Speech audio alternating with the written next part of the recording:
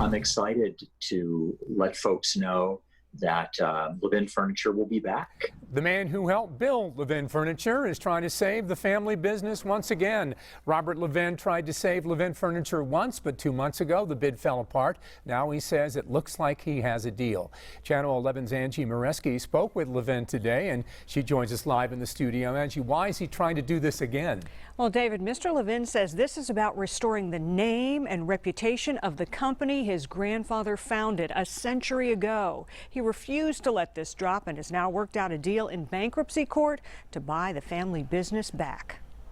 We're going to take care of every customer. Good news for thousands of customers who lost deposits and furniture when Levin's closed its doors 2 months ago. What do you think about that? I think that would be quite awesome. Chris Kane is one of those customers. She and her husband paid more than $3,000 in cash for this furniture in December, expecting it to be delivered in March. That was just as Art Van, the company Levin sold to in 2017, hit financial trouble and filed for bankruptcy. Have never received that, nor were we given the option for a refund or anything. Levin tried to buy back his business then, but the deal fell through and Van filed to liquidate his assets.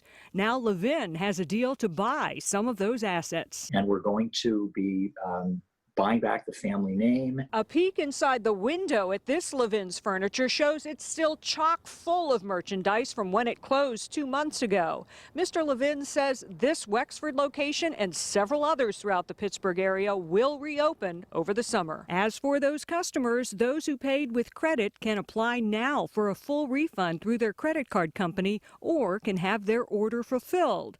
Customers who paid with cash or check will not be offered a refund but will get 100% store credit or fulfillment of their order. Both will get a bonus credit. We're going to give them an additional 20% credit towards buying the furniture that they ordered, or if they want to get some other furniture or new furniture substitute. If those remedies don't work for a customer, Levin says they can file a claim with the bankruptcy court for a refund, but that could take several months and may only be a portion of what they paid. We're not even so concerned about getting the money back. We wouldn't even mind if they'd just give us our furniture.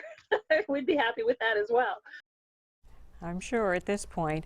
And Mr. Levin says as soon as they get control of the company again, information will be posted on the Levin website on how customers can get restitution. He says the bankruptcy court is expected to approve the deal in the next week or two. Now, there are a few Levin store locations that won't reopen. It's not clear yet exactly which ones those will be. David?